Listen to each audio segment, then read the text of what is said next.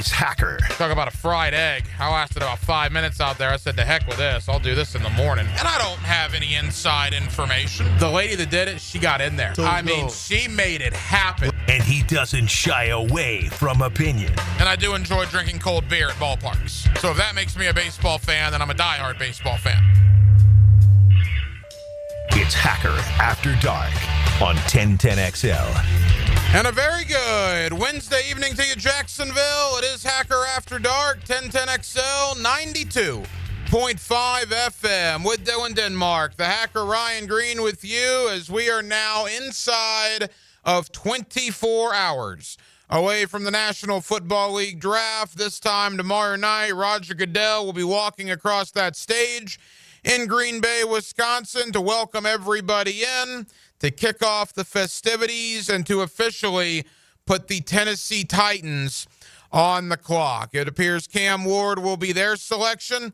There is some conversation about Cleveland at 2, potentially trading out of there. I don't see that, even though Ian Rappaport tonight on the NFL Network said Jacksonville is one of those teams that could potentially be calling about that number 2 spot. I fully expect Cleveland to take Travis Hunter. I then expect the New York Football Giants to take Abdul Carter. Then I would expect the New England Patriots to take Will Campbell, which means the draft is really going to start at number 5 for the Jacksonville Jaguars. And that's really where I want to begin tonight, how we kind of got to Jacksonville being one of the big stories heading into this draft. It's really an interesting situation. Guest lineup tonight looks like this. We're absolutely loaded. It's our last show before the draft. I will be on tomorrow, 4 o'clock to 7 o'clock, with Rick Ballou and Hayes Carline. And then I'll actually be on the 1010XL social media channels, 1010XL Facebook, 1010XL YouTube, 1010XL Twitter/X tomorrow night. During the draft, the Duval Rundown will be live during the draft. Myself, the head coach Dave Campo, Gus Logue, we will all be reacting in real time as these picks come in, including obviously the number 5 overall selection. So we're absolutely loaded for the next couple of days. But as far as tonight's guest lineup goes, it's a pretty good one. Josh Edwards, CBSSports.com, one of the main draft guys at CBSSports.com. I've had Josh on for years. We will have him on to get his final thoughts on what Jacksonville will do at number 5. Also, Ian Valentino, A to Z Sports.com, stops by in hour number 1. We'll talk with Mason Johnstone of the Draft Network, also Justin Barney of Channel 4. We are loaded. We are glad you are deciding to spend part of your Wednesday evening with us on NFL Draft Eve. Every night here on Hacker After Dark, we do kick it off with a big deal of the night, and Dylan Denmark. Let's do that right now. Time now for the big deal of the night. What's the big deal? What is the big deal? No, because it is a big deal. On Hacker After Dark. You know, from a guy in the sports radio industry, I want to give a heartfelt thank you to the Jacksonville Jaguars. I want to give a heartfelt thank you to not only Shad Khan, but Liam Cohen, James Gladstone, Tony Baselli. What an off season we have had. Are you kidding me, man?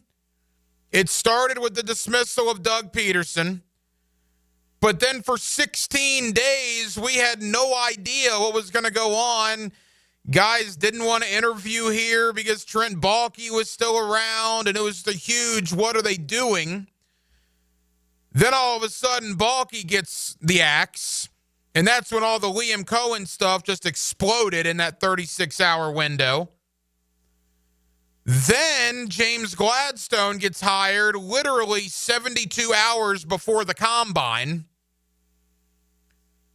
Then free agency, where the Jaguars are one of the most active teams, signing 10 outside free agents. And now here we are on the eve of the NFL draft, and there isn't a team being talked about more right now than what the Jacksonville Jaguars are going to do at number 5. You want to talk about a roller coaster of emotion, highs, lows, everywhere in between? That has been the Jacksonville Jaguar offseason in a nutshell. It has been nuts. I've been lucky enough to be on 3 different radio stations over 22 years. I can't remember an offseason like this. It has been wild. And another chapter will be written tomorrow night. What will the Jaguars do? Will they go Ashton Genty? Will they go Mason Graham? Will they trade up? Will they trade back? I've been on the Mason Graham train for weeks and months on end. But I can read the tea leaves, guys. I'm jumping off. And maybe I'm just drinking the Kool-Aid. Maybe I am. But everything I've heard, everything I've seen, and everything that I know is pointing to Ashton Genty if the Jaguars stay at number 5. I begrudgingly will change my thought process, one that I've had for months. I don't think they take Mason Graham any longer tomorrow night. I think if they stay at 5, and if he's there, I think Ashton Genty is going to be a Jacksonville Jaguar. The question is, will they stay at 5? Will they potentially move up? Could they potentially move back? There's still a lot of unknowns, man, which makes it fun. Makes it fun. You will not see a Sports Center or an NFL Network show in the next 24 hours where the Jaguars are not mentioned in the first segment, because it will be a domino effect based on what Jacksonville does at 5. And I talked about this last night, how impressive it is that first-year GM James Gladstone, first-year head coach Liam Cohen, people just don't know what they're going to do. There has just not been a lot of leaks. There's a lot of rumors. There's a lot of conversation. There's a lot of theories. But there just has not been a ton of information that has come out of the Miller Electric Center. I think it'll be Ashton Genty. If they circle back to Mason Graham tomorrow night, I'll be very happy about that. Because I've been on the Mason Graham train for a long time, but I no longer see that. Again, I can read the writing on the wall. I'm not going to go down with the Mason Graham ship here. Everything that I've seen, heard, believe leads me to think Ashton Genty is the guy if he's there and if they stay at number 5. But a couple of ifs are included there. Maybe Denver offers you something you simply can't resist. I know moving back to 20 would be a lot, but what if they offer you a king's ransom? What if Dallas offers you a king's ransom? What if Chicago offers you a king's ransom? Got to take that, right? I mean, we've talked about Mason Graham. We've talked about Ashton Genty. We've talked about Tet McMillan. We've talked about Armand Mimbo and Kelvin Banks and Jalen Walker and Tyler Warren. Well, I just named you 7 guys. If you trade back to 10 or 12, guess what? One of those 7 guys that we've talked about would be there, and you would accumulate that extra draft capital, which should be a lot of it. The good thing is, in just over 24 hours, we will have clarity on what the Jacksonville Jaguars are going to do. We are absolutely loaded tonight. First out of the gate, Josh Edwards, CBSSports.com. I've had Josh on for years. He does a great job covering the NFL and the NFL draft for CBS Sports. Josh has put mock drafts out for weeks and months on end. Let's talk Ashton Genty. Let's talk Mason Graham. Let's talk about the top 5. How does Josh Edwards of CBSSports.com see all of this unfolding tomorrow night? Happy NFL Draft Eve to you, Jacksonville. It is Hacker After Dark till 10 o'clock. Josh Edwards, CBSSports.com. Coming up next. Defense in Duval. That defense is a hyena. Let's go. Home sweet home of the Jacksonville Jaguars. 1010XL. Rick Bogle Lou for Coy Dental. That's right, Carlson Dental is now Coy Dental. Dr. Lee has been practicing there for 9 years, has purchased the company. The Coy Dental team still has the same great dentists and staff. And remember, if you get nervous visiting a dentist, don't. There's never a problem at Coy Dental with light sedation for cleaning and deep sedation for all your restorative needs. Coy Dental, 2 locations in Jacksonville. Bueller. Stay cooler with Bueller. Hey man, what's that noise? Do you hear it too? You can hear it, right? Yeah, it's your air conditioner. It's like a grinding or a rattling. And it's getting on your nerves, right? Like it's eating at your brain and you can't think straight?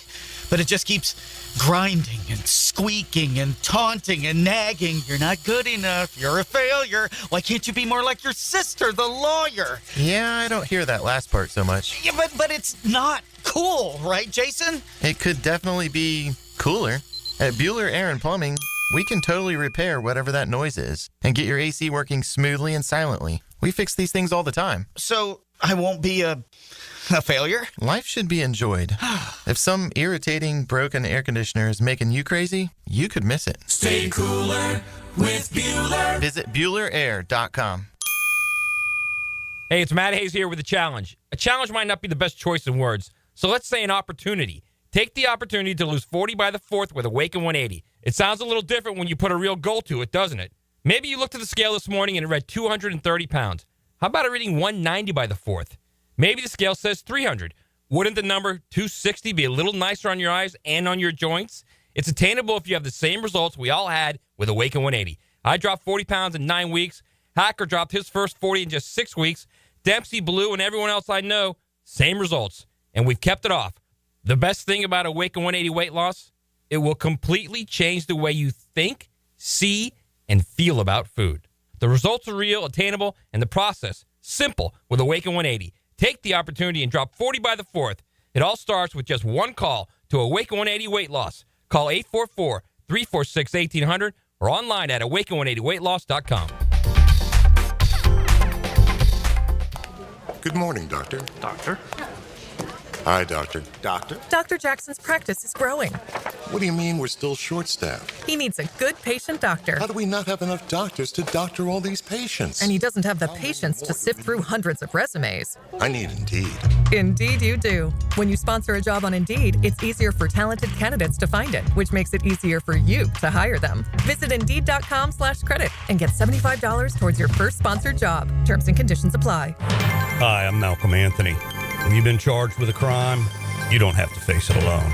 I'm here for you. Stay out of trouble, but if you don't, call me. 285-4LAW.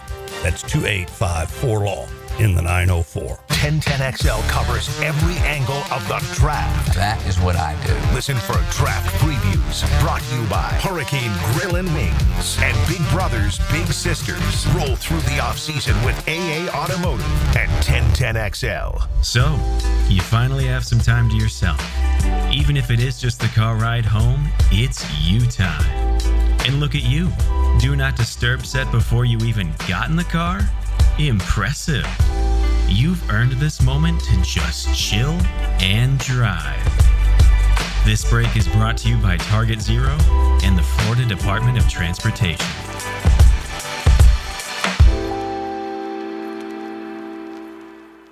Grow your hair back. IHRS offers the latest technology in hair transplants and restorative treatments. Fast, easy, and effective. With over 35 years' experience, our team is committed to delivering exceptional results. Hair restoration is for us, and it can be for you too.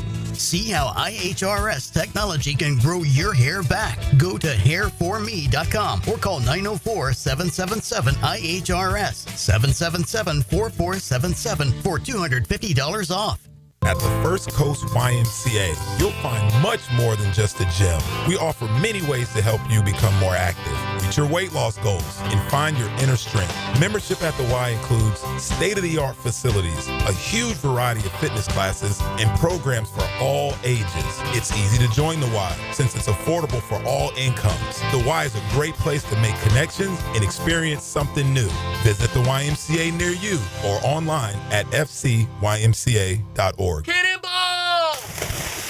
Someone's in our pool. Oh, refreshing. John, what are you doing? Oh, hey, Dave. Seeing as how me and the guys at Clearwater Irrigation reinstalled your sprinklers after the pool contractor ripped it out, I thought you wouldn't mind if I took a quick dip. But in a Jaguar print Speedo? Yeah, Dave. My bad. Clearwater Irrigation. We can't sing a lick, but we sure are good at sprinklers. And drainage, too. You'll always feel good when you send someone a Kuhn Flowers floral or plant arrangement. This is RJ with 1010XL, and no matter what the reason, Kuhn Flowers has always come through for me. Order online at kuhnflowers.com. 1010XL is presented by Farah & Farah, exclusive injury law firm of the Jacksonville Jaguars. Protecting you and your family. Call 396-5555. Jacksonville. Back here on 1010XL at 92.5 FM in the city of Jacksonville, your home for the Jacksonville Jaguars, and we are glad you are with us. The NFL Draft Thursday night up in Green Bay, Wisconsin. Now, the Jaguars have 10 draft picks overall, Thursday, Friday, and Saturday, but of course, all eyes are on that number 5 overall selection that is scheduled to be made on Thursday evening. Let's talk about all the possible scenarios when it comes to the Jaguars draft with Josh Edwards. He does a great job covering the NFL and the NFL draft for CBSSports.com. And Josh is always kind enough to join us here on 1010XL. Josh, how you doing? Doing well. Yeah, we're just a couple of days out from the draft at this point. So starting to work on the final mock draft and try to predict where all of these teams are leaning with just a couple days away. For a guy like you that does this, so in depth as you do for months and months on end, when we're on the doorstep of the draft, is it almost kind of a relief that we're finally here? It is. It is to, finally put away some of the projections and, come away with some concrete analysis, actually get to talk about where the players landed, the fits, all of that kind of stuff, because that's going to be what's most important, when trying to determine how these players are going to be successful at the next level, because fit and situation matters so much. It'll be nice to finally put some faces in places as opposed to, just pure conjecture, which it has been to this point. I got a chuckle out of one of your posts on X/Twitter earlier today when you were doing your final mock. You said the Jaguars are giving you a headache as far as what they may or may not do. And believe me when I tell you, I completely agree with you on that sentiment. Let's kind of begin with a broad overview, and then we'll get into the individual guys. I mean, what does it say about James Gladstone and Liam Cohen, Josh, two guys that are first years in their respective roles as a GM and a head coach, that there's a lot of people that just quite frankly don't know what the Jaguars are going to do now hours before the draft? That's pretty impressive, is it not? It is.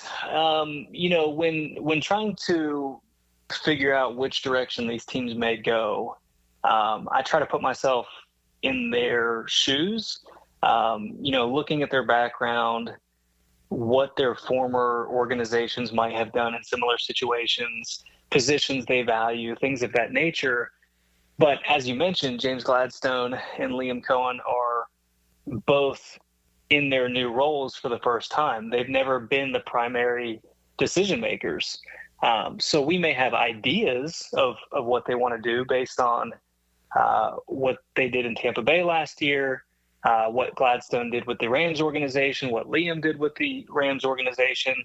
But at the same time, that's based on what we think we know about those other teams and not what we know about Gladstone or Cohen. So I think it's going to be incredibly intriguing to kind of get some research and some analysis on what they do this year. But that's been why it's so difficult to predict, because there's just no track record to suggest what they may do.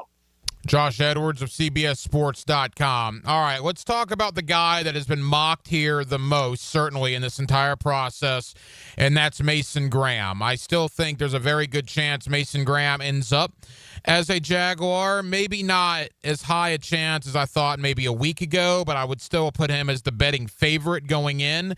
What is your thought about Graham and the fit he would be here in Jacksonville?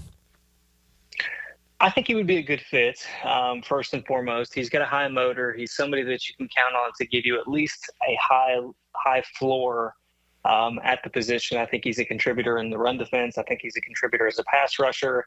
So you're getting a well-rounded prospect that's just not the prototypical size for an interior defender. But I think what's so intriguing about the possibility of him in Jacksonville is that you've already got Josh Hines-Allen, you've got Trayvon Walker, a couple of guys that are more than capable of applying pressure on their own merits. So having those one-on-one situations where Graham steps in the door, he's not the focal point of the pass rush.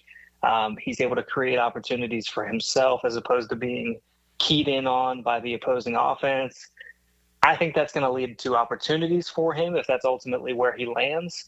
And I think it's going to really elevate the pass rush floor in Jacksonville as well, because they've taken some shots on guys like Mason Smith, who, I still have hopes for that he could develop into a larger role. And of course, Arik Armstead being at his stage in his career, you just can't necessarily count on that moving forward. So I think you're checking a box for need, and I think you're also getting a great player. I think, Josh, that when people have mocked Mason Graham here, there's a lot of reasons why, but you just simply connect the dots, right? You look at what the Rams last year, where Gladstone was with Les Snead, and really the last few years, what they've done with Byron Young and Braden Fisk and Jared Verse on that Rams D-line. You look at the fact the Jaguars added 10 guys in pro free agency, not one player was added on the defensive line. So I get the connecting of the dots, which to me is in large part why people are mocking Graham here. And again, if it were me and if I were making that selection, I would probably go with Mason Graham coming to Jacksonville. Yeah, and it's, when you look at Braden Fisk and Byron Young, as you mentioned, and some of those other guys, Kobe Turner that they've drafted there in Los Angeles, none of them are the biggest guys. And I understand that some organizations may take issue with Mason Graham's lack of ideal size, but again, coming from Los Angeles, where that has not been an issue for that organization, you could jump to the conclusion that a player like Mason Graham is somebody that's going to be high on their board, somebody that's not going to scare them away. And I think that's why you can land on Mason Graham pretty easily. But at the same time, this is an entirely new leadership. We don't know how they view the current players on the roster. Having already moved on from guys like Evan Ingram and Christian Kirk, are there similar concerns with other pieces to that offense, whether it's Travis Etienne or Walker Little at left tackle? I think that's kind of what makes this so interesting from the Jaguars' perspective is you can't necessarily do everything that you want to do in one offseason, but there are some breadcrumbs to suggest that maybe there's more here that we need to be considering with the Jaguars at number 5. Couple of more for Josh Edwards of CBSSports.com. All right, it's been all Mason Graham all the time here in Jacksonville up until, I guess, the last 3 or 4 days, Josh, where the Ashton Genty talk has really heated up. And it's always curious to me why something heats up this close to the draft. Is it smokescreen season, or are there legitimate legs to it? What is your opinion on the Ashton Genty to Jacksonville conversation as of late? I think if they could make a true one-for-one swap between Travis Etienne and Ashton Genty, I think they would probably make that trade. I think Genty is more in line of what Liam Cohen is looking for his offense. At the same time, you're not going to be able to figure everything out in one offseason. So is it a bigger priority than getting a replacement at left tackle if you don't view Walker Little in that regard? Is it bigger than getting an interior defender like Mason Graham? Can we entirely rule out tight end? One of those, whether it's Tyler Warren from Penn State or Colston Lovin from Michigan, can that be ruled out? Because, again, looking at what Los Angeles did during Gladstone's time there, they were aggressive trying to move up for Brock Bowers last year. So do they view that piece in their offense as being valuable enough that they would consider that high in the draft? I think all of those are considerations, and it's just, again, prioritizing what should be done this offseason, what needs to be done this offseason, and making the best pick for the Jaguars. Because we can talk about 5 different players. You're only going to make one pick, and you have to be incredibly careful with how you handle this process, because you could upset some of the pieces that you're going to have to rely upon for this upcoming season if your plan does not necessarily come to fruition. And maybe this is a mistake by me, but I was at that pre-draft media luncheon last week that James Gladstone and Liam Cohen had, and Gladstone was asked by one of my colleagues here in the city about, making the first pick he's ever made as the Jaguar GM and essentially putting his stamp on the franchise with that pick. Is that something he's thought about? And I'm paraphrasing here. I don't have the exact quote in front of me, but Gladstone said, yeah, that is something that I've thought about, setting the tone for the years to come with this number 5 overall selection. And my thought, Josh, is I'm still a Mason Graham guy. That's the direction I would go. But if you think this roster is better than 4-13, which Cohen and Gladstone have said repeatedly, they think it's a better than 4-13 roster, maybe you don't know how often you're going to be in the top 5 in the coming years. Do you swing for the fence in your first time at bat, and do you pull the trigger on an Ashton Genty on Thursday night? When Gladstone made the comment about, it is something I've thought about, setting the tone with this first pick. To me, do you set a tone with Mason Graham, or do you set a tone by swinging for the fence with Ashton Genty?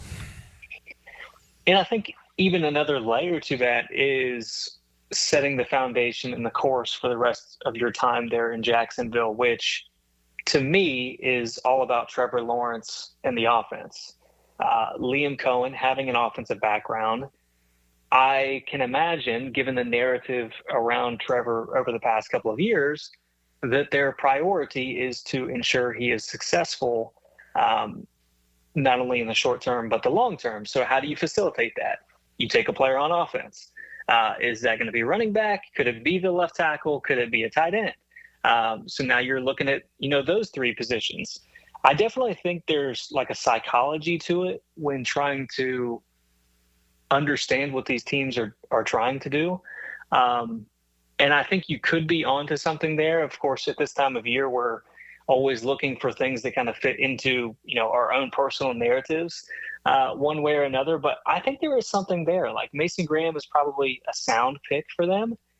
But if you're trying to make a big splash in your first year, if you're trying to set the course for the offense long term, would it be more impactful for you to take a player like Ashton Genty or Colston Loveland or Tyler Warren as opposed to Mason Graham or the left tackle? I think all of that is on the table, which is why Jacksonville has been so intriguing to me in a situation that I just cannot figure out, because we can sit here and talk through all the candidates and the possibilities, and there's sound, logical reasons for each of them. But I think what it boils down to at the end of the day is there has to be an understanding that you can't fix it all with one pick.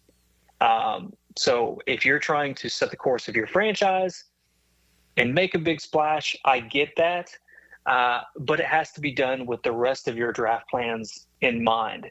And this is a defensive tackle draft. So if you feel like you can get a quality player at defensive tackle on day 2, which I believe that they can, then that just justifies your desire to take a difference maker on offense there in the first round. Final moments, Josh Edwards, CBSSports.com. And you make a great point. We're talking so much about Thursday night. Well, the Jaguars, as it stands right now, have 9 additional picks after Thursday night, including 2 in round number 3 and 2 in round number 4. Josh, as we begin to wrap up, Mason Graham and Ashton Genty are probably the 2 clear betting favorites here in Jacksonville. If there is a third guy on that podium, I've said, Gladstone has used the term intangibly rich a bunch. I think that could speak to a lot of guys. I look at Jalen Walker as a guy there at Georgia. I don't necessarily know what you would do with him as far as Trayvon and Hines Allen go, but I know people in Athens love him, and they talk about his intangibles. You mentioned Tyler Warren, Armand Mimbo, even a Kelvin Banks from Texas. If it's not Graham or Genty, who would you put as the third favorite for Jacksonville to go after at number 5? For me, it would be one of those tight ends. It would be either Colston Loveland from Michigan or Tyler Warren from Penn State.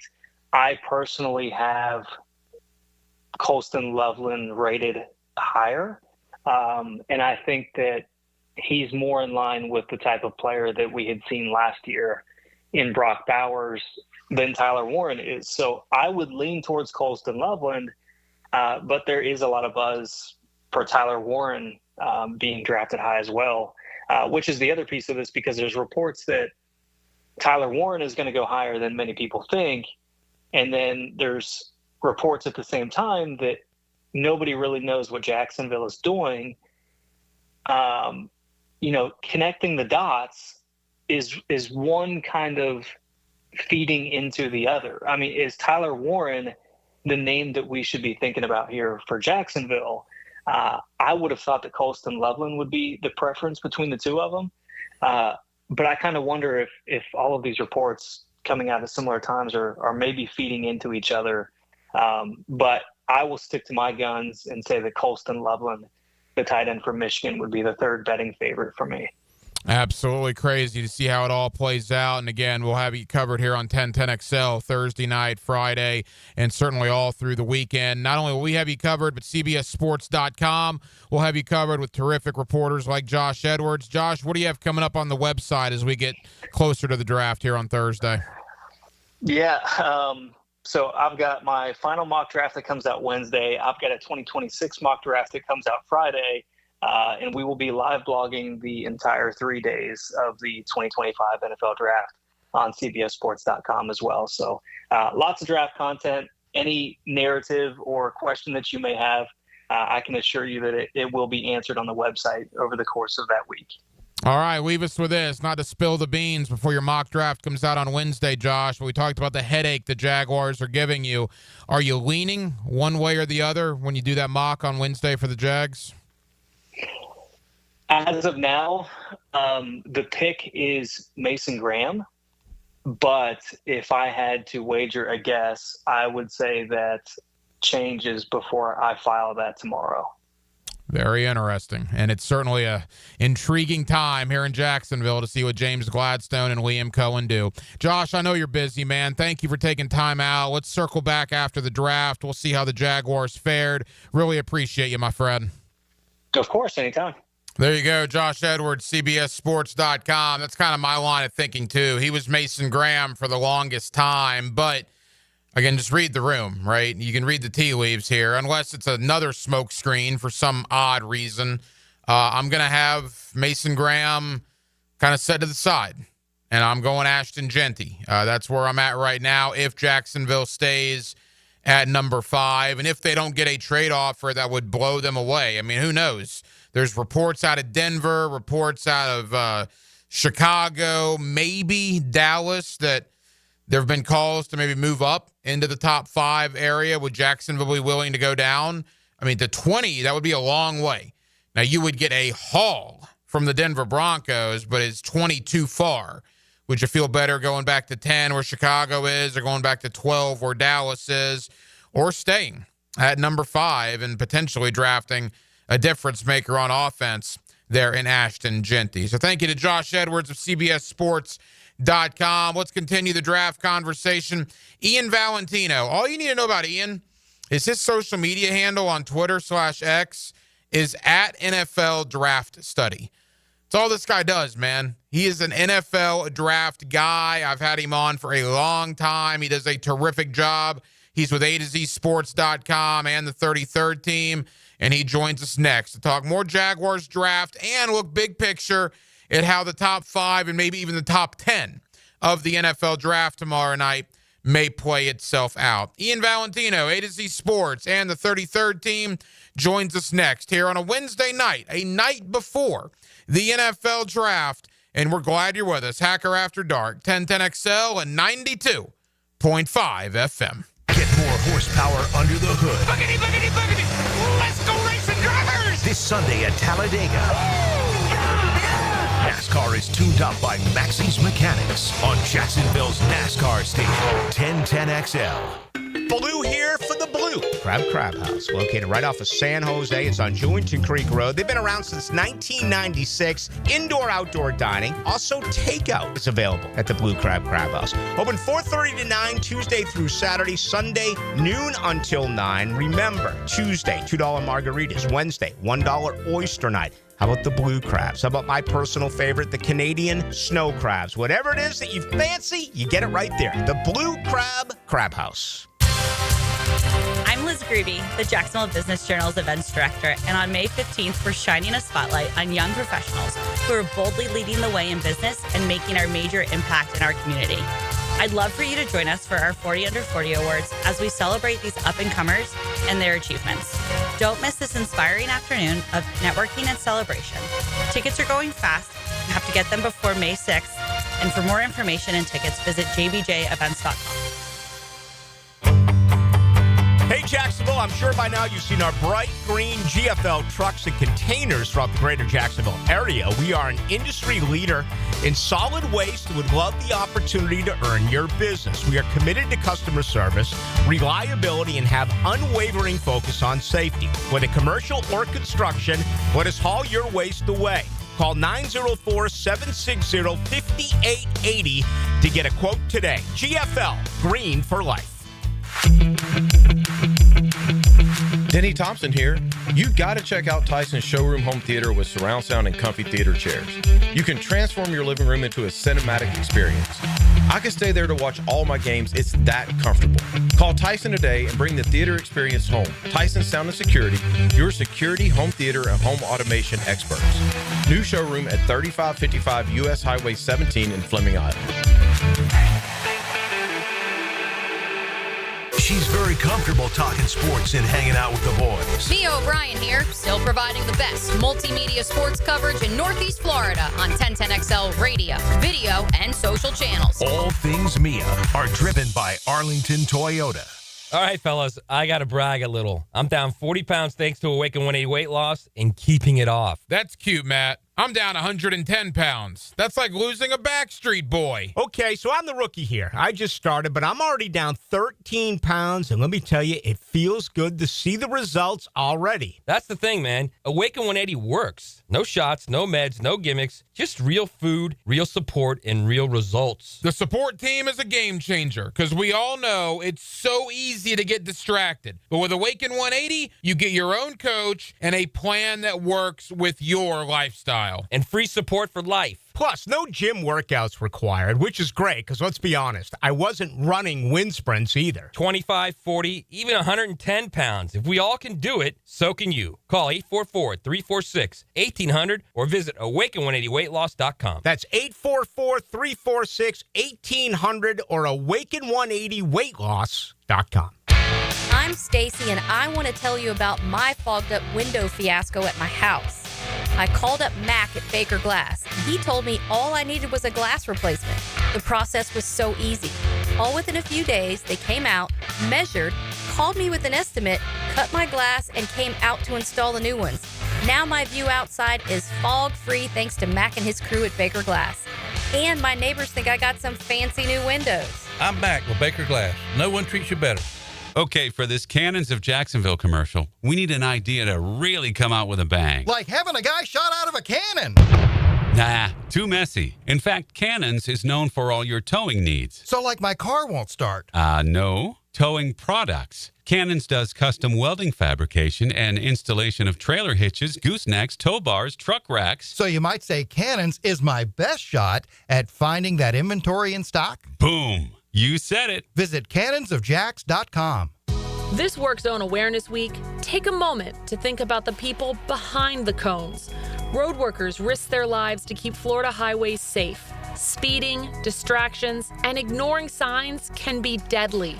Slow down, stay alert, and follow the rules. It's the best way to protect workers and yourself. Together, we can make a difference.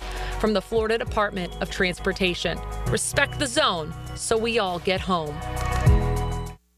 Your home is your sanctuary where memories are made.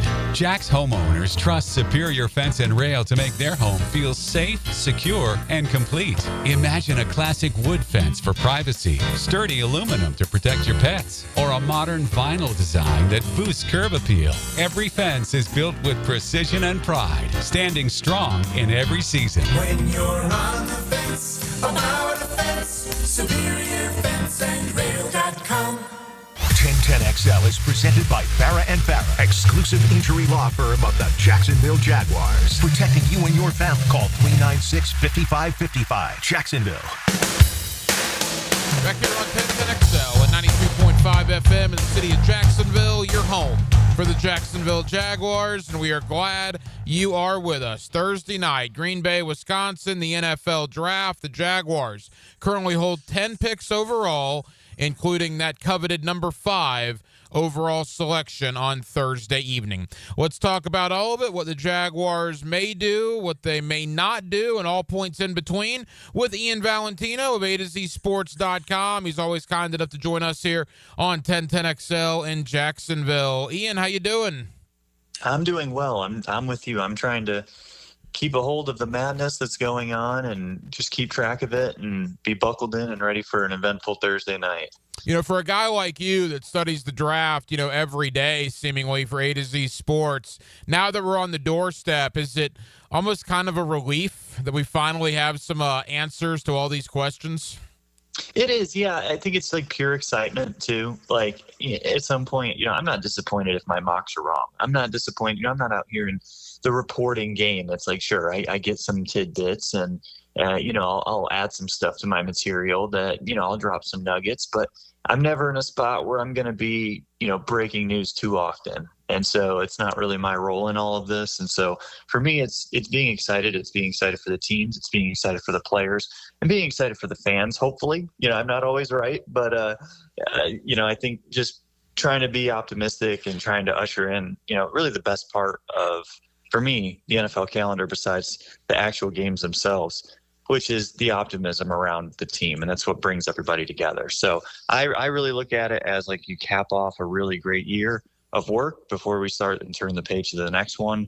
But it's the finality of it until the season starts, which is nice. You know, what's curious about the situation here in Jacksonville is you could legitimately argue the draft might actually start at number 5. Would you agree that we are beginning to get some clarity on 1 through 4, Cam Ward, Travis Hunter, Abdul Carter, Will Campbell? Is that where you think it falls in the first 4 picks? I do. I think, you know, maybe at number 3 or 4, like maybe you could see a switch there. Maybe the Giants go with a blocker, whether it's Armand Membu or it's Will Campbell. I don't think that's likely. I just think it's in the realm of possibilities. It wouldn't shock me. But realistically, you're looking at 1 or 2 options. And then you're right. You hit Jacksonville. And I think that there is still just an absolute, you know, smorgasbord of decisions that they could make and be defensible. You know, I was talking to one of our colleagues earlier here in Jacksonville, and he talked about this is giving him a headache, all the possible scenarios that Jacksonville could play out with number 5. What does it say, Ian? Again, Ian Valentino of A2ZSports.com with us. Ian, what does it say about James Gladstone and Liam Cohen, the first-year GM and the first-year head coach, that seemingly no one has any idea what they're going to do on Thursday night? That's pretty impressive, right?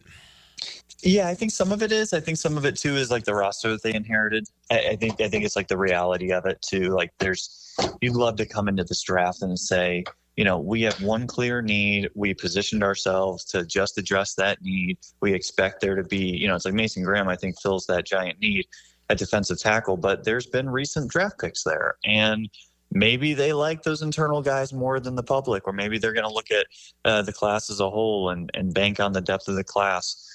And so I think because of that possibility, and then you look at the roster around, it's like, well, okay, I think they could justify that. So I do think it's a good thing that, one, there's not like clear plans leaking. Like you see with New England, I think there's a lot of assumptions out there assuming that they go with Will Campbell.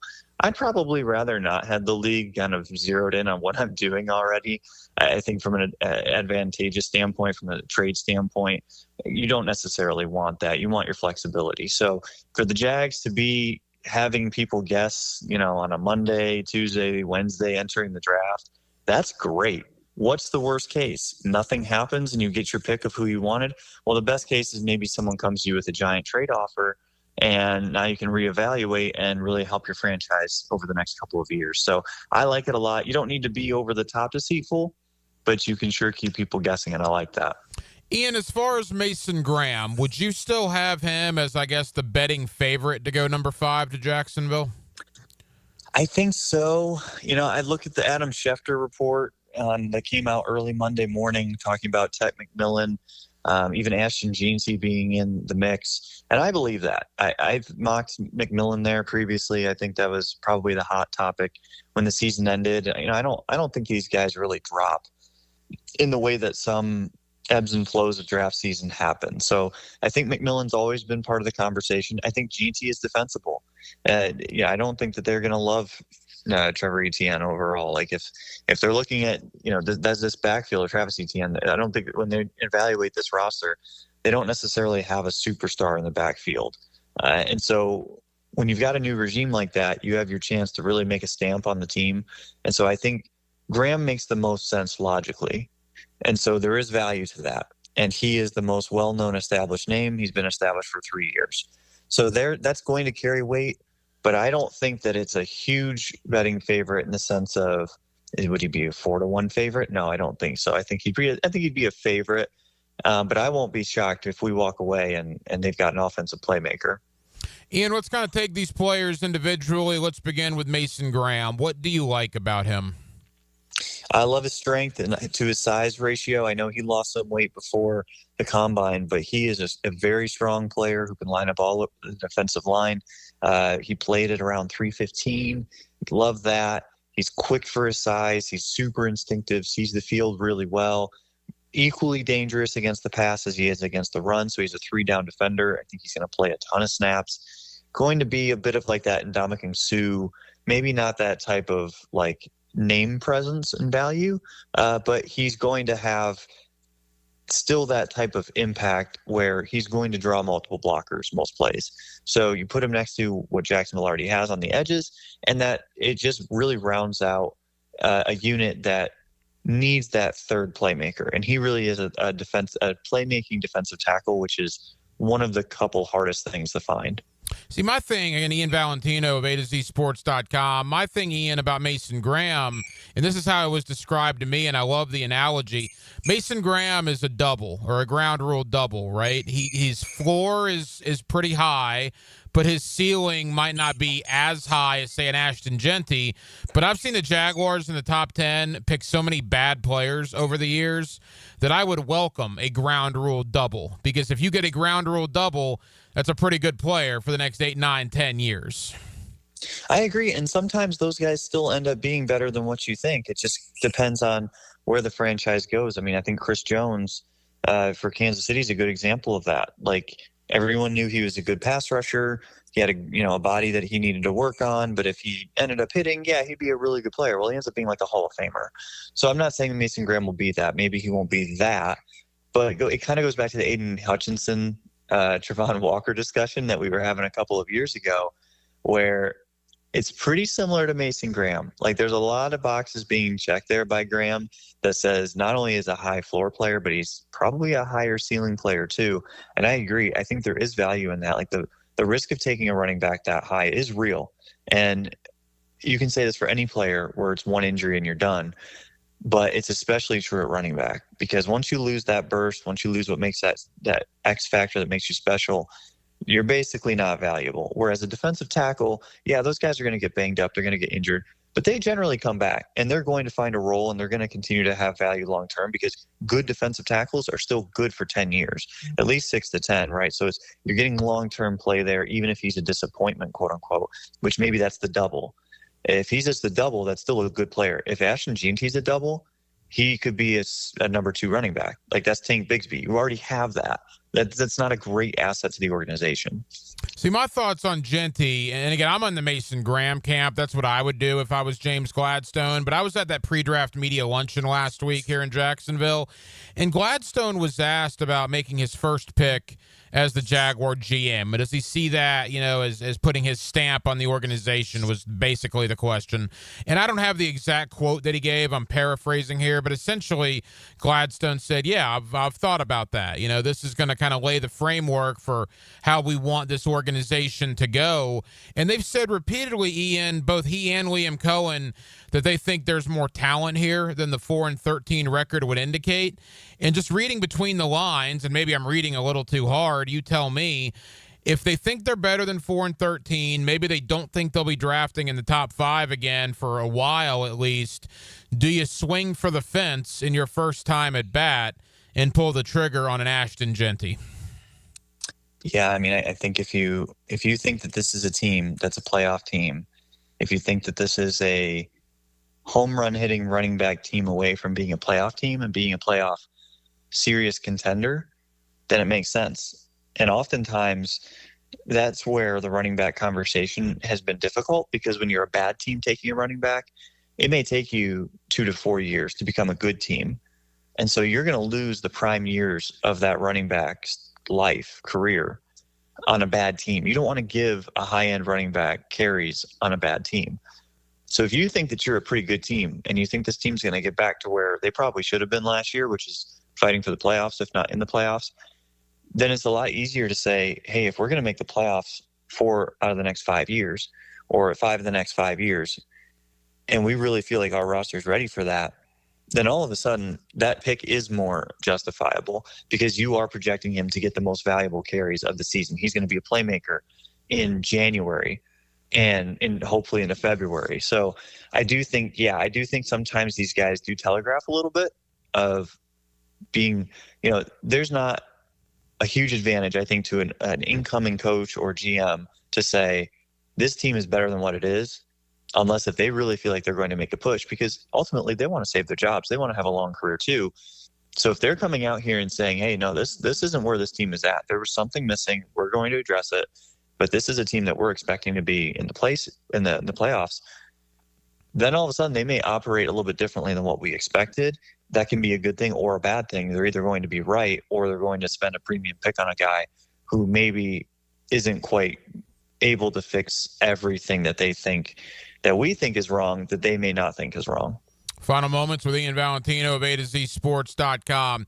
Ian, you talked about Ted McMillan earlier, and that's a guy we're circling back to. There was a lot of talk about him early on in the process out of the University of Arizona, the wide receiver, and now it appears here on the doorstep of the draft there might be some more of that chatter when it comes to Jacksonville, McMillan, and potentially number 5. Do you buy that?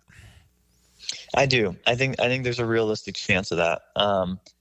Just looking at the structure of the team, looking at the strengths of this draft, I think coming out of this draft, you want to add an offensive guard at some point. You may want to add maybe some help at tight end, not early, but maybe later on. Defense, obviously defensive tackle, probably a cornerback. But beyond that, I don't think a lot of those. It's you could probably take some of those guys early. But wide receiver still is one I'm circling back to. I don't think Gabe Davis. I don't think Parker Washington. They had some nice moments. Demi Brown's on a short-term contract. I know you just took Brian Thomas Jr. last year, but he obviously was a hit. But look at this offense. Look how Trevor Lawrence wins. Look how he succeeds. Look at how Liam Cohen has built his offenses in the past. Big receivers who make plays after the catch are very hard to find. They're very valuable. They've been specifically valuable to the coach and to the quarterback in the past. And I think it's very easy to just go ahead and justify that, especially given that in this class, Jaden Higgins out of Iowa State is probably the only other chance that they're going to get at this type of player archetype. So, and there's a big talent difference there, I think, athletically. So, and he's probably going to cost you their 2nd or 3rd round pick. So I think this is a realistic chance. To me, it's going to be either Graham or McMillan, and I think either of them are completely justified. Wow, so you have McMillan and Graham as the 2 guys you have the Jaguars, looking at the most right now?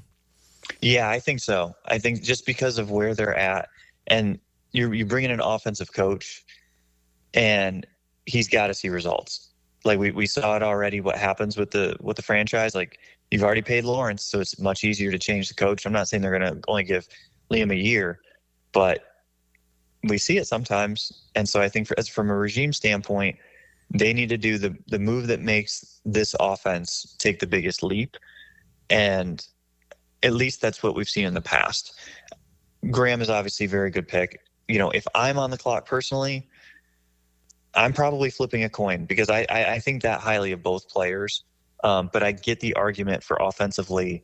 There's nothing more important than getting Trevor Lawrence to being a high-level Pro Bowler to all-pro level, and McMillan helps achieve that. Whereas Mason Graham, he could be great. He's not going to do that as much. Like, the defense will help the offense, but not as much as a true playmaker.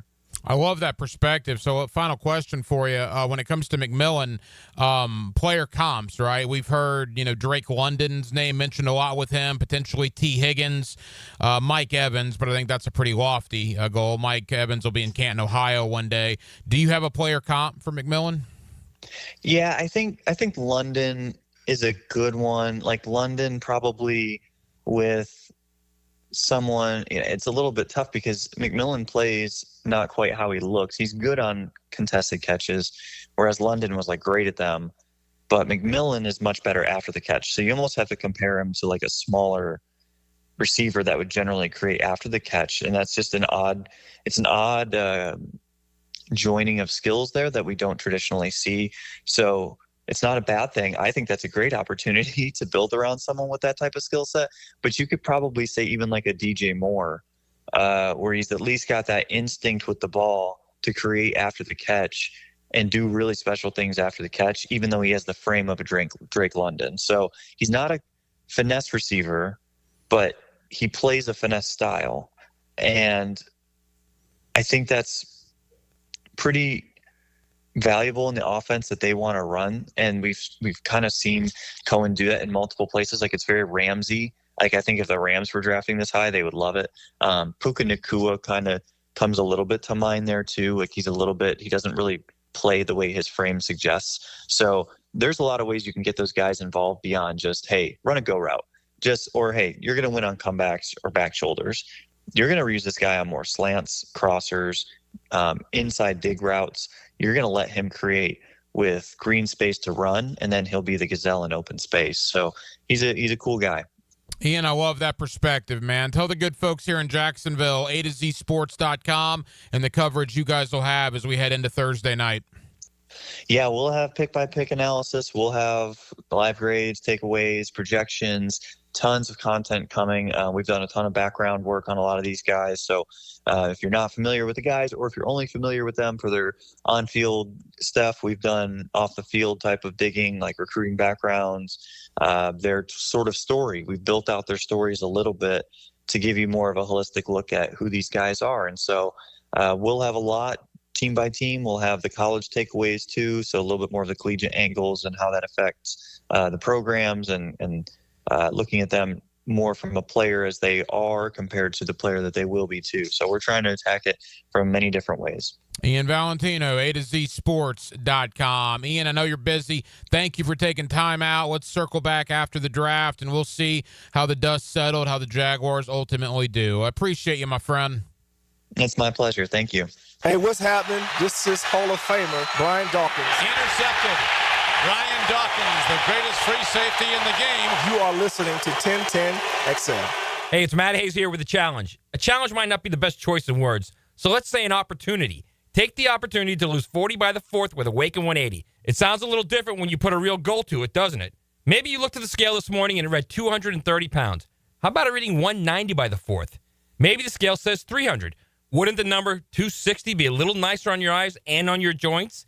It's attainable if you have the same results we all had with a Waken 180. I dropped 40 pounds in 9 weeks.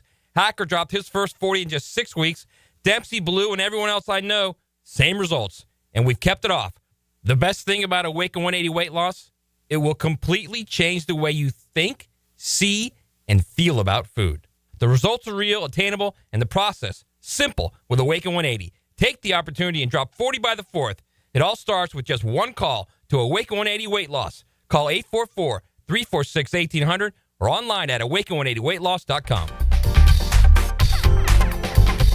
If you are an experienced electrician looking for your next big opportunity, look no further than the Miller Electric Company, a trusted name in the industry for over 96 years. At Miller Electric, we tackle the biggest projects in the city, offering you the chance to showcase your skills on a grand scale. We believe in rewarding hard work with the best pay, top-notch benefits, and an unbeatable culture where people actually care about each other. Take your career to new heights with Miller Electric Company. Apply today at millercareers.com. Miller Electric, an equal opportunity employer. Trying to figure pricing at most AC companies is like listening to an auctioneer. Who wants an AC tune-up? Do I hear $3.99? How about $2.99? No, let's drop it. $79? Do we have a deal? Going once, going twice? Sold! Not at Duck Duck Air Conditioning. We make it easy. We're offering a free AC inspection. No gimmicks, no fine print, just a completely free checkup from our highly trained techs to make sure your AC is ready for summer. Call 904-862-6769 now to schedule. Duck Duck Air Conditioning, because free is better than bidding. Any required repairs are not included in the inspection. The flagship station of the Jacksonville Jaguars. WJXL AM Jacksonville Beach. WJXL FM Jacksonville Beach. Hey gang, Prosser here, and it's always great when you can replace a problem with a promise. And let me get right down to it. When it comes to Chad and Sandy and selling your home, here's a promise that you can count on. Chad and Sandy guarantee your home sold at an agreed-upon price and deadline, or they will buy it. Now, more. Spring selling season is here. Rates are down. Activity's up. Now's the best time in years to sell your home. Some homes are sitting on the market, though, and hiring an expert who can maximize your equity and minimize hassle is the key. Those expert agents, and I'm recommending them to sell your home, Chad and Sandy Newman. There have been lots of you out there on the First Coast who are taking advantage. Take David and Heather in Fox Ridge. This is out in Orange Park. We wanted to move to Keystone Heights to get closer to family, away from the city. We heard Chad and Sandy on the radio and called. What you hear is true. We got multiple offers and sold in 3 days for $15,000 above asking price. Call the local experts I trust and recommend to sell my home and yours. Call Chad and Sandy, 414-6200, ChadAndSandy.com. Been in a car crash? I'm local attorney Rick Alexander, and I've made it our mission at the Alexander Law Practice to listen to you so I can fight for the best possible result for you. I've been practicing over 30 years, and our team focuses on guiding you through the entire process. And because fees and reimbursement costs come out at the end of the case, I will never ask you to come out of pocket. For a free review, call 904-400-6600 or log on to alexanderlawpractice.com, Jacksonville. Ah, summer in Jacksonville. Sun's out, flip-flops on, and whoa! Well, there goes Uncle Bob into the pool again. Protect your pool deck with Don't Slip Deck Coatings of Jacksonville. Their multi-layered slip-resistant coatings keep you on your feet, not on your backside. Durable, stylish, and way cheaper than an ER visit. Don't Slip Deck Coatings even has indoor options so your kitchen floor isn't a skating rink. Call 904-466-1839 for a free quote and follow Don't Slip Jacks on Facebook and Instagram. 1010XL is presented by Farah and Farah, exclusive injury law firm of the Jacksonville Jaguars. Protecting you and your family. Call 396-5555. Jacksonville. Hacker After Dark on 1010XL. Updating the scores in the NBA playoffs, both Miami and Orlando lost pretty handily in Game 1. It's not looking any better for either team in Game 2. Cleveland leads the Miami Heat 81-65, 8 minutes to go in the third quarter. Orlando a little bit more competitive. Now they're playing Boston tonight without Jason Tatum, but the Celtics still lead 81-71 at the end of the third, as both the Magic and the Heat were gigantic underdogs coming into their respective series. You'd like to see them at least make these things competitive, but it's not looking good for either team from the state of Florida right now. We will keep you updated. Mason Johnstone, the Draft Network, he joins me in less than 30 minutes as we'll get his final thoughts on the draft. But I wanted to play you something in case you missed it earlier in the week. Dane Brugler was really one of the first guys that I know nationally that started the Ashton Genty to Jacksonville stuff. And it has blown up in the last week or so, really since Dane Brugler of The Athletic put his mock draft out about a week ago. Now, Dane Brugler has always had my respect, but even more so when he nailed the Trayvon Walker selection here in Jacksonville a few years back, had the Jags going Trayvon Walker almost before anybody else did. Dane Brugler, again, was one of the first, if not the first national guy last week that had the Jaguars going Ashton Genty. I had the opportunity to catch up with Dane earlier in the week on his way to Green Bay. If you missed that conversation, we're going to replay that for you. I think you'll find it very interesting what Dane Brugler says about the Jaguars, why he felt last week that Ashton Jeanty was going to be the pick, and does he still feel that way as we are now less than 24 hours away from the National Football League draft. So again, Mason Johnstone of the Draft Network, he comes up in about 30 minutes or so. Coming up next, Dane Brugler, one of the most highly respected draft guys there is. He's with The Athletic, and he joins us next to talk Ashton Jeanty, Mason Graham, and everywhere in between on a Wednesday night here in Jacksonville, Florida, less than 24 hours before the first round of the NFL draft. We're glad you're with us. Hacker After Dark till 10 o'clock right here on 1010XL and on 92.5 FM. That crazy straight-arm woman down at Peterman's trashed my office. And then listen to this. This is the message she left me. This is 1010XL. Work Zone Awareness Week is a reminder to prioritize safety every time you drive. Road workers are out there improving Florida's highways, and they depend on you to slow down and stay alert. Speeding and distractions put lives at risk, yours and theirs. Let's work together to protect everyone on the road. Remember, when you see orange cones, safety comes first. This is a message brought to you by the Florida Department of Transportation. 1010XL's draft previews are brought to you by Big Brothers Big Sisters of Northeast Florida. Be a big. Travis Hunter is an exciting two-way player whose world-class athleticism and ball skills help him shine on both sides of the field. Hunter is an instinctive, natural football player with a feel for making the biggest plays at the biggest time. Jacksonville would need to make a decision on where and how to play Hunter if they drafted him with the 5th pick, but he's capable of making a good number of winning plays as a future star, no matter the choice. Look out, world, we're getting strong. The future's here and we belong. She can STEM, she can do more. Like build a rocket and watch it soar. Or clean the oceans and make the world a better place. Oh, she can STEM, so can you. Find a cure, invent something new. There's no challenge in the world that she can't face. She can STEM. Learn more at She Can STEM. A message brought to you by the Ad Council. Here's your 1010XL community calendar of local events and nonprofit groups helping people here at home. You can help Micah's Place support domestic violence victims by playing in the Par for a Purpose golf tournament June 20th at the stunning Golf Club of Amelia Island. Register at micahsplace.org/golf. City Rescue Mission provides life-changing support for the homeless. Find ways to get involved at crmjax.org. If you could benefit from a grief and loss support group, call Haven Hospice at 279-1677. You have healing power. Even writing a letter or volunteering can help heal a veteran. Find out more at healvets.org. The Hometown for Heroes Home Buyers Program helps you get your down payment and closing costs paid. Call to learn more. 574-7180.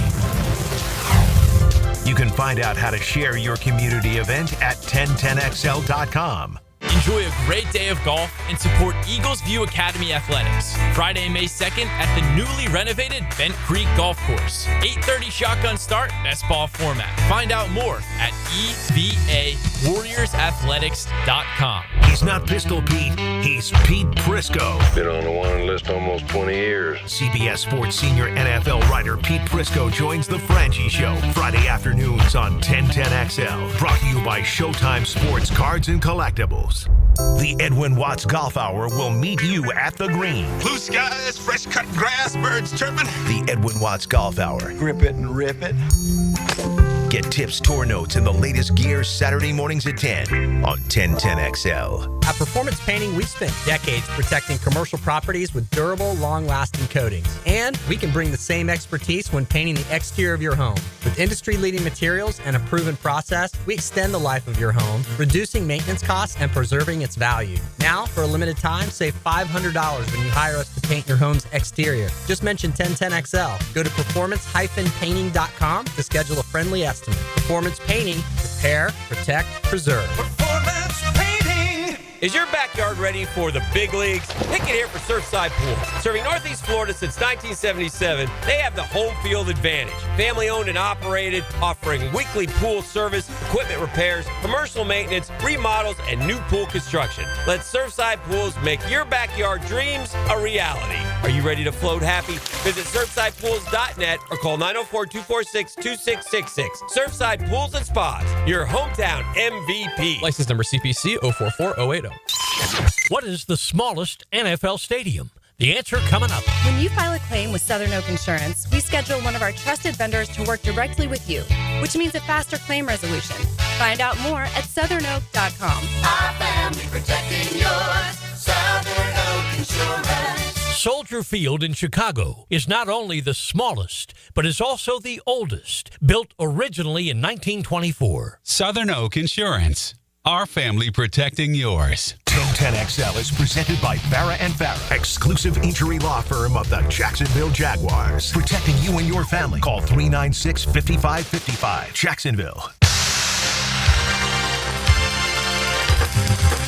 Back here on 1010XL at 92.5 FM in the city of Jacksonville. We are glad you are with us. Thursday night, Green Bay, Wisconsin, the Jacksonville Jaguars, the 5th pick in round number 1. They have 10 picks overall, but certainly all eyes are on that number 5 overall selection.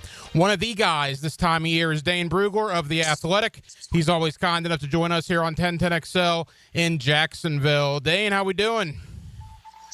I'm good. It's a busy week. It's funny talking to teams. They kind of see that 5th pick in Jacksonville as maybe the swing of the top 10. You know, like we have a good feeling about 1, 2, we think 3 and 4, but 5 could be where things really get a little bit shaken up. And so it's going to be really fun to talk about throughout this week. Dane, I'll be honest. The Ashton Jeanty stuff really started in Jacksonville when you did your mock last week. When you put that out there, what kind of feedback did you get from around the league? So yeah, whenever I do a mock, I'm not doing what I would do or what I think should happen. It's always what I'm hearing, and just talking to teams, they believe that Genty's good chance the Raiders, that's the direction they would go. So, but the question becomes, would he even be available at 6? And there are several teams that believe 4 or 5 could be where he ends up coming off the board. Now, maybe it's not to New England or Jacksonville. Maybe it's a team looking to trade up in front of the Raiders. But there's also some thought out there that the Jaguars would look at their current needs and say, you know what, like, yeah, we could go for a corner, a pass rusher, but are we taking a lesser player to bypass a talent like Ashton Jeanty? And it's a fascinating discussion because, yes, running back it's easier to find those guys later on, no doubt about it. No one would dispute that. But in terms of the impact potential, because that's what you're drafting in the top 5 is impact potential. So drafting him top 5, like you start to run out of reasons why. Look, envision that on our offense and what that means for our quarterback, what that means for scoring points, scoring touchdowns, and it's really easy to talk yourself into it.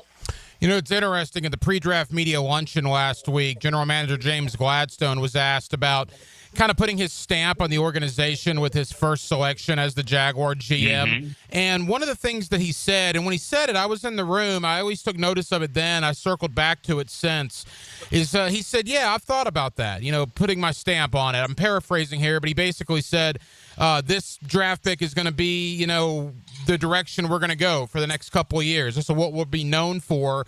Do you want to be known for taking a Mason Graham on the interior defensive line, or do you want to be known for swinging for the fence and you're opening a bat with Ashton Jeanty, which certainly appears it would be swinging for the fence if they went that direction? Yeah, no doubt. And look, when you're drafting top 5, like the goal should be not to be picking here again, right? And so should it be to just take the safe bet and swing for the fairway, or are we going to try and let's get the most out of this pick? Let's get a top 5 pick that's going to live up to being a top 5 pick. And you can make a pretty big argument that after Ward, after Hunter, after Abdul Carter are off the board, the only other player who maybe realistically belongs in the top 5 in terms of just talent is Ashton Jeanty. And so, I mean, Mason Graham's a good player. But when I think of top 5 defensive tackles, I think of Quinnen Williams. I think of that style, that type of player in terms of impact. And so Mason Graham would not be a bad pick necessarily. But in order to get that top 5 bang for your buck, I've heard all the arguments against it in terms of, the running back position and, should they address other needs and then you drop the running back in later. I get it. But I don't think the Falcons regret drafting Bijan Robinson when they did.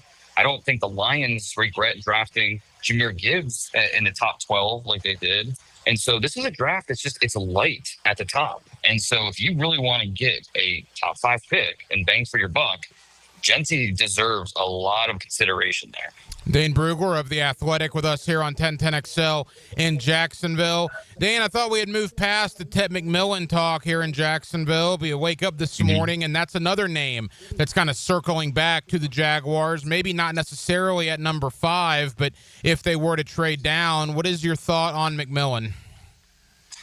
Yeah, I think that makes sense if they trade down. I'd be pretty surprised if that was the pick at 5 overall. But yeah, in my opinion, he's the best. If we're going to say Travis Hunter's a corner, McMillan's the best receiver in the draft. And there's a little bit of finesse to his game, but you love the ball skills. You love what he does at the catch point. He's not going to go out there and just run by everybody. His route running needs a little bit of work in terms of just getting open consistently. But he's T. Higgins in the respect that you kind of throw it in his area, and he's going to come down with it. That volleyball background, the basketball background, it comes out, loud and clear in the way he plays. And so, he comes from that 7-on-7 background where it's just kind of throw it in my area. I'm going to make you look good. And that's, again, it comes back to helping the quarterback, helping Trevor Lawrence. And there's a lot of different ways you can go about that. And I think T-Mac is one of those ways where it could potentially make sense for this team. McMillan, Genty, those would be the 2 offensive weapons. Obviously, Mason Graham, a guy you just talked about, has been mocked here the most. Dane, is that just people connecting the dots from Gladstone's time with the Rams under Les Snead? You look at what they've done with Byron Young and Braden Fisk and Jared Verse. Mm-hmm. Do you think that's a more connecting of the dots thing than what people actually believe is going to happen?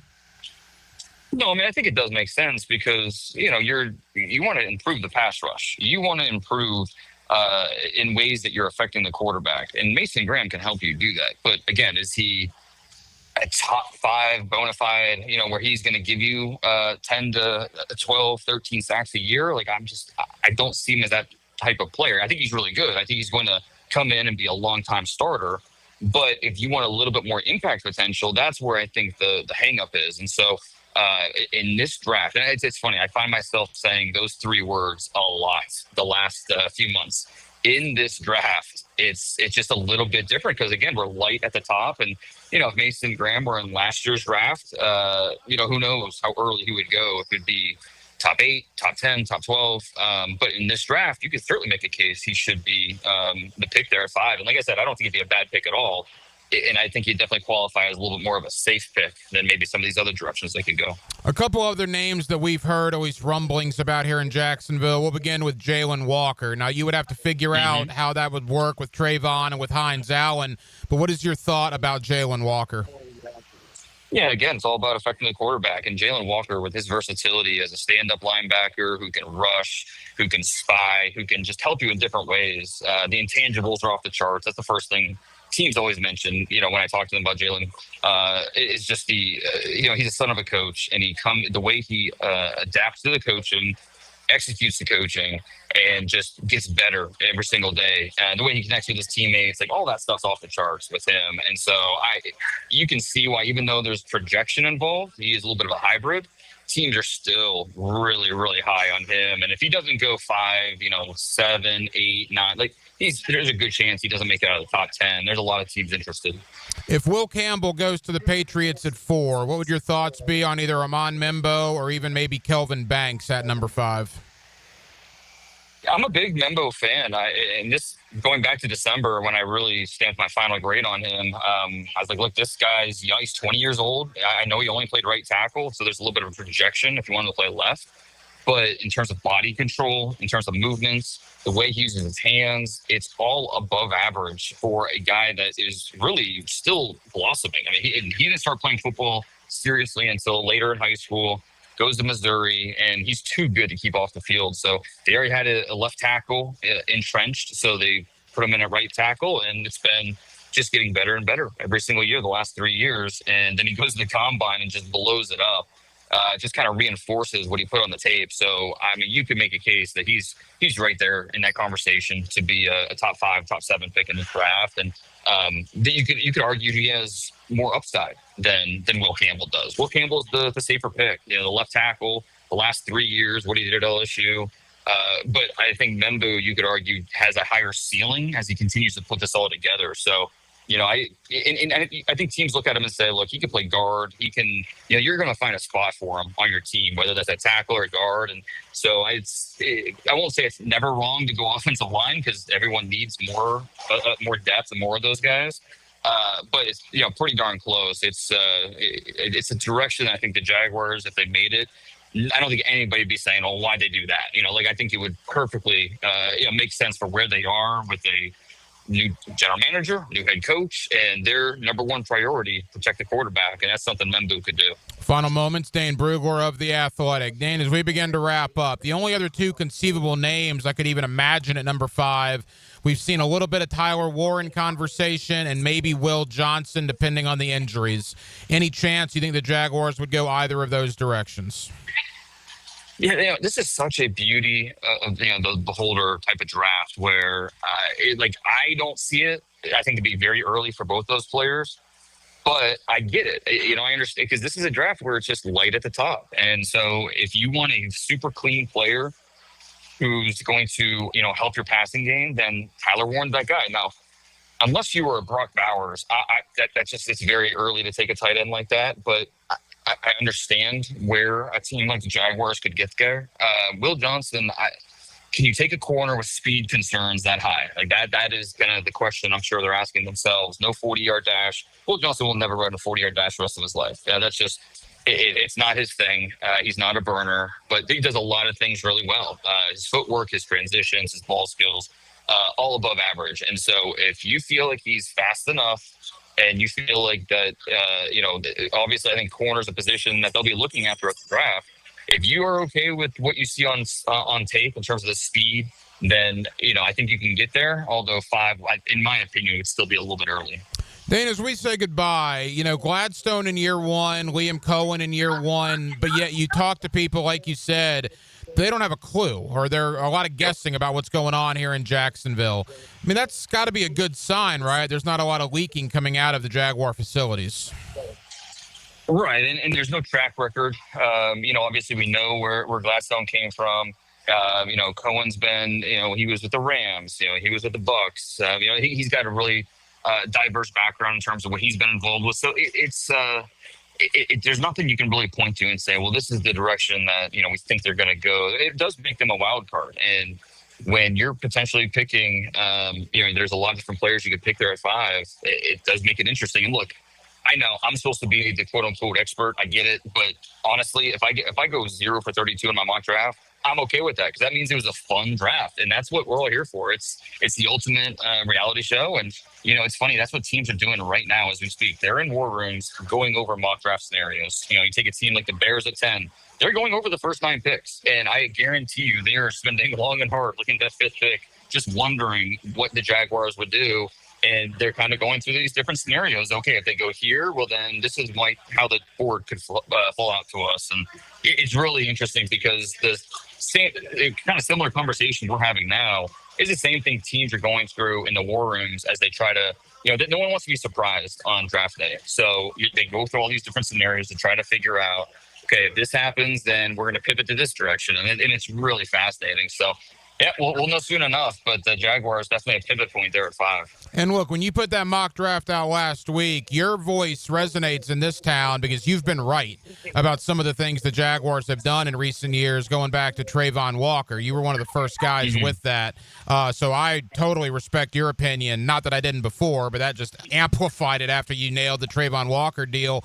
Do you still think, as we talk here early in the week, that it's Ashton Genty? Yeah, well, and I'll say this. Like, obviously, the Jaguars aren't telling me what they're going to do, but I talk to other teams, and they kind of tell me what they think the Jaguars could do. And that is definitely a scenario that is realistic based off of what other teams think the Jaguars might do. Mason Graham certainly gets talked about a lot by teams. Ashton Genty's in that mix. If the Patriots trade out and a team trades up for Genty, then okay, Will Campbell's all of a sudden on the board. So a lot of different ways this could play out, and I think Genty is right there in the mix as one of those realistic scenarios. Dane, tell the good folks here in Jacksonville about the Athletic and the coverage you'll have leading into Thursday night. Yeah, well, first and foremost, make sure you have the Beast by your side. It's the most comprehensive draft guide out there. You can find it on the Athletic. And we're going to be doing a live show. I'm actually in the airport right now, headed my way out there, covering Thursday night, Friday night, pick-by-pick analysis on YouTube myself. Robert Mays, Derek Klass, and Bruce Feldman. So it's going to be a lot of fun. Cannot wait. Hope everybody, I'm sure you have ESPN, NFL Network on the TV, but, throw us on your tablet, your phone, your computer, whatever, and, follow along pick-by-pick.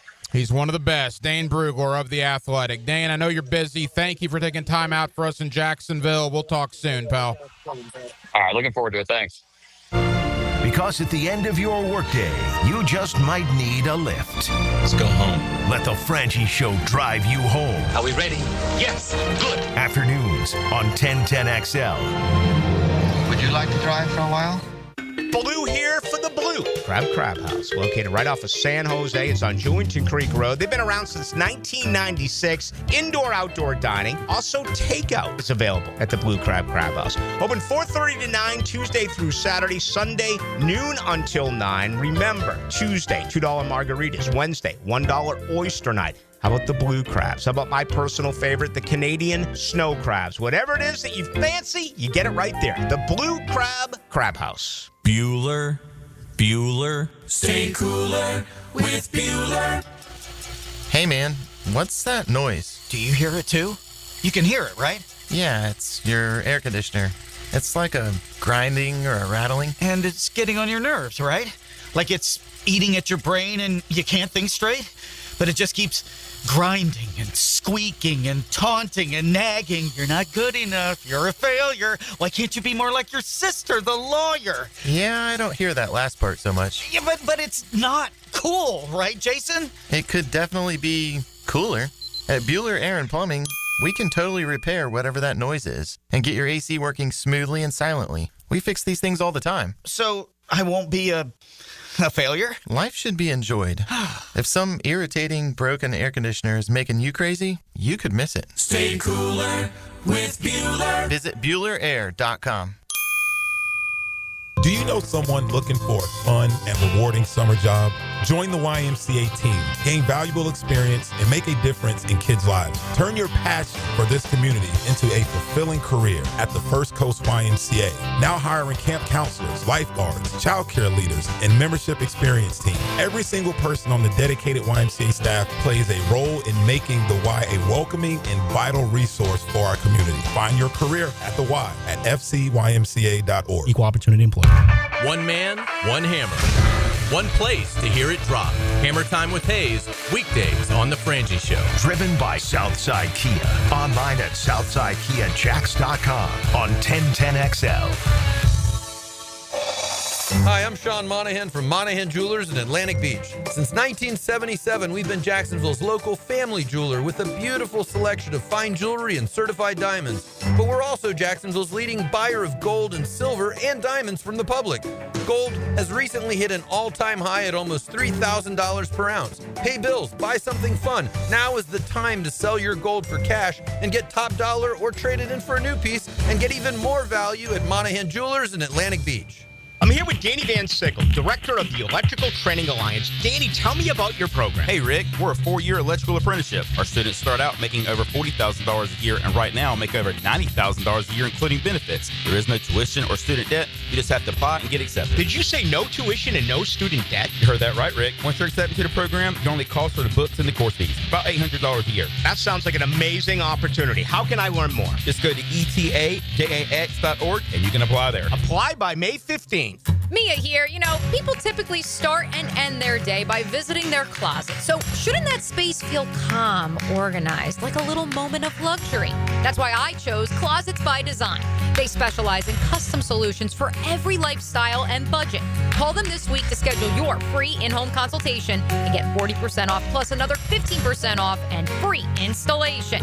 Don't wait for mom to do it. Call now at 1-800-293-3744 or visit closetsbydesign.com. Denny Thompson here. If you haven't heard, Tyson Sound & Security has a house built right inside their showroom, showcasing complete home automation and security systems. You have to see it to believe it. This setup can recognize intruders who approach your door and alerts them to leave if there's a break-in. Keep your family safe with the most state-of-the-art technology. Tyson Sound & Security, your security, home theater, and home automation experts. New showroom at 3555 U.S. Highway 17 in Fleming Island. Got a cracked windshield? Not only is it dangerous, but did you know it's also illegal? Call Baker Glass. Mack and his crew use the best auto glass in the market, and they accept most insurance. Plus, all new windshields come with a full warranty. From cars, to trucks, to RVs, you can count on Baker Glass to be fast and friendly. Just check out their Google reviews. Come see us at the shop on Casta Avenue, or we can come to you at your home or business. I'm back with Baker Glass. No one treats you better. This is the Mangler. Years of playing football coupled with lifestyle left my feet mangled with neuropathy.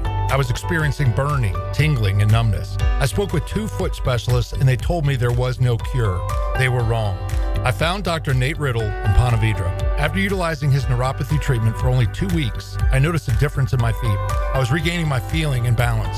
If you want relief from nerve pain, call Dr. Nate for a free consultation at Riddle Wellness, 904-395-5598. Hey, Hicken here, or just call me Dreamfinders Danny. For a limited time to ring in the new year, Dreamfinders Homes is offering an amazing 4.99% fixed interest rate. Now's your chance to lock down that rate and get in the game. You heard me right. It's 4.99 fixed interest rate on select move-in ready homes. Visit dreamfindershomes.com for sales event information and get in the game. Interest rate available on select move-in ready homes. Restrictions and limitations apply. Go to dreamfindershomes.com for more details. 1010XL is presented by Farah & Farah, exclusive injury law firm of the Jacksonville Jaguars. Protecting you and your family. Call 396-5555. Jacksonville. Now, the Cool Down with Donovan Air Electric and Plumbing. Keeping Jack's cool since 1987. Back here on 1010XL at 92.5 FM in the city of Jacksonville, your home for the Jacksonville Jaguars, and we are glad you are with us. The week is finally here. The NFL Draft. Thursday night it begins up in Green Bay. The Jaguars, 10 picks overall, including that number 5 overall selection on Thursday night. Will it be Mason Graham? Could it be a surprise? Let's talk about all of it with Mason Johnstone of the Draft Network. Mason has been so kind with us this entire draft process, and he's with us one more time to preview what's going to go down up in Green Bay, Wisconsin. Mason, how you doing, man? I'm doing good, Hacker. Thanks for having me on. Hey, Mason, thank you at this late hour before the draft. What is this like for you? I mean, all the months that you've spent, scouting all these guys, all the interviews you've done with guys like me, and now here we are on the doorstep for the draft. It's basically your Super Bowl, man. You must be pretty excited. Yeah, it's fun. It's a good feeling to kind of get to this point, to be able to wrap everything up, and to be honest, it's kind of a relief. At the same time, we've been watching these guys now for 2 seasons worth of film and talking about them a lot. These narratives just kind of get worn out eventually, but now we're here, so this is a super exciting time, and I'm just ready to see these guys get to the NFL, and I can't wait to watch this draft class and what it's actually going to turn out to be. Mason, it appears we have at least some sort of clarity what's going to happen in front of Jacksonville. By all indications, in some order, Cam Ward 1, probably Hunter, Carter are going to be gone, and then it looks like New England might be setting eyes on Will Campbell. Is that your understanding? Yeah, that's what it seems like. I think Vrabel has not been shy to show his cards, which isn't anything new, but it does seem like Campbell is going to be the direction they go. And if that's the case, if it's Ward, Travis Hunter, Abdul Carter, and Will Campbell, and then Jacksonville comes up at 5. I guess some would argue that's maybe where the draft starts, right? Because we've had all this Mason Graham talk forever, but yet here we are, a couple of days out from the draft, and all of a sudden, whether it's smokescreen season or not, there at least appears to be a question mark as to what Jacksonville is going to do there. Yeah, and it just kind of seems like it's that kind of year, right, where the narratives get drawn out so much and they get so monotonous that you sit there and you start to kind of question the things you already know. I think, like you said, the draft starts at 5, and I think it starts with Mason Graham. I think that's the direction you have to go. You're talking about defensive, the interior defensive line position, which has become a premium in the NFL. And when you get a guy like him, he's widely considered a blue chip prospect, and that's not by accident. And I think, you could sit there and you could make a case, and I'm sure we'll talk about this for Ashton Genty and Tyler Warren and Jalen Walker. But I just think you have to go with the best guy that's on the board there when you're starting the draft, like you said. Mason Johnstone of the Draft Network. Let's talk about Mason Graham. What is it about him that you like?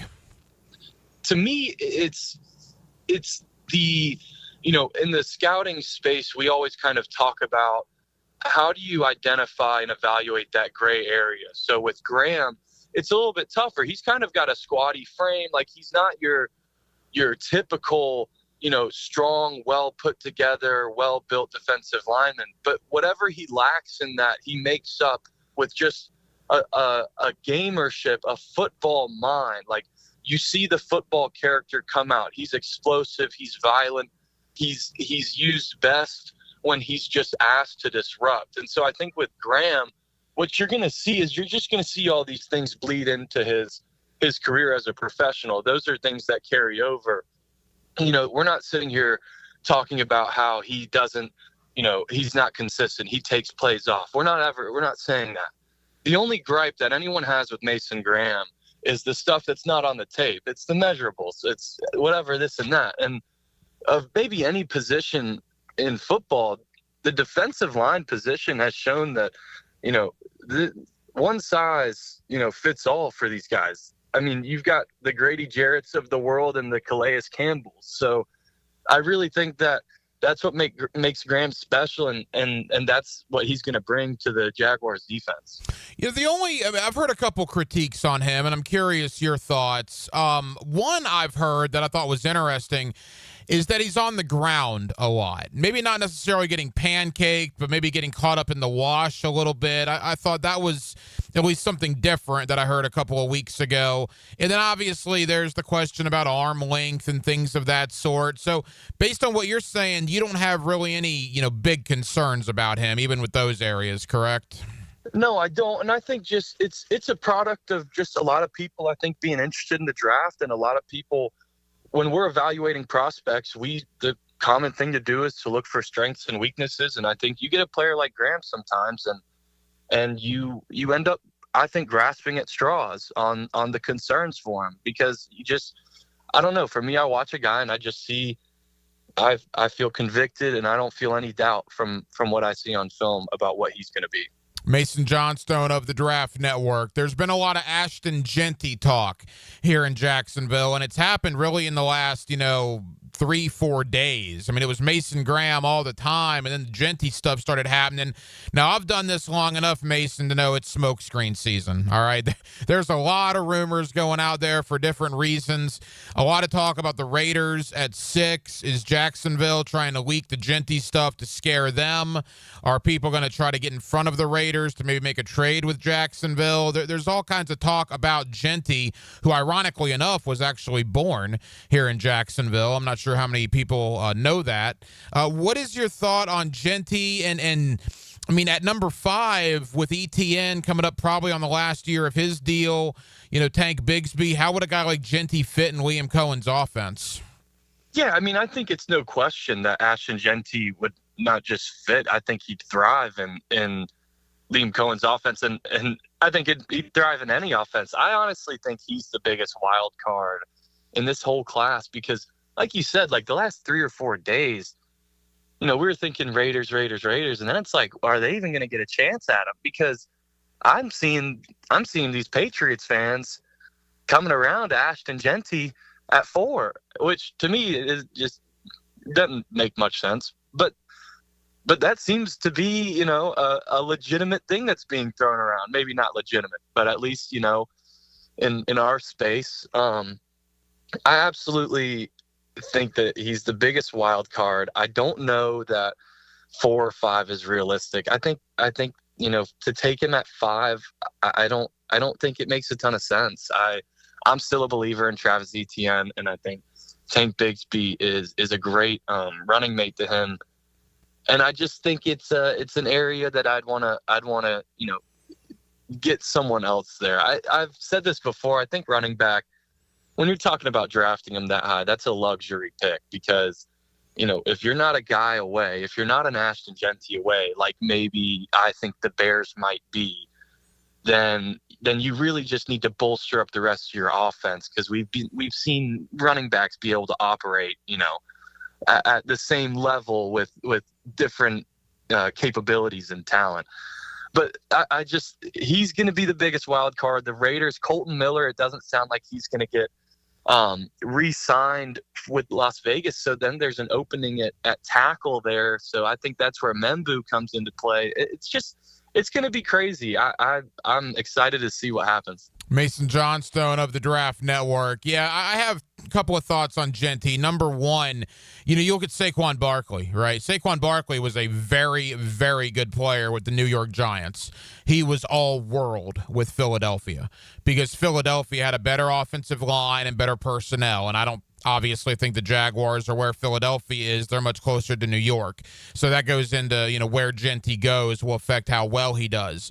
But the other thought that I had at the end of last week when all this Genty talk was happening, there is a thought, and one that I happen to agree with, Mason, and I'm never really ultra positive guy when it comes to the Jaguars. The listeners here in Jacksonville will tell you that. But I do believe this is probably a better roster than 4-13. I think last year just kind of snowballed and injuries happened, and I don't think they're as bad as that record indicated. And with that being said, could this be a chance to swing for the fence? Look, I think Mason Graham is probably a double, maybe even a triple on a good day. Genty could be a strikeout or could be a home run pick. And I wonder if first-year GM Gladstone and first-year head coach Cohen, knowing they have a bunch of job security for at least a couple of years, if they want to put their stamp on this franchise and they think they're better than that 4-13 record indicates, like I do you swing for the fence in your first at-bat as the Jaguar draft unfolds on Thursday? Yeah, and I think that's a great point. And what you're talking about with drafting Ashton Genty is you're not just drafting the player. You're drafting a guy who just completely captivated college football. He's going to get the fans excited. He's going to be a phenomenal football player. I mean, I think I'd say he's, relative to their position, he's the best prospect in this class. I mean, and you can value running backs however you want. And I'd agree. I think the Jaguars have probably any of these teams in the top 10. If you're going to take Ashton Genty, there's a path there where you actually see the fruits of that. You reap those benefits. You bring up Saquon Barkley, and I think about Bijan and even Christian McCaffrey. These guys that have been drafted really high. It's not a matter of if they're good or bad players.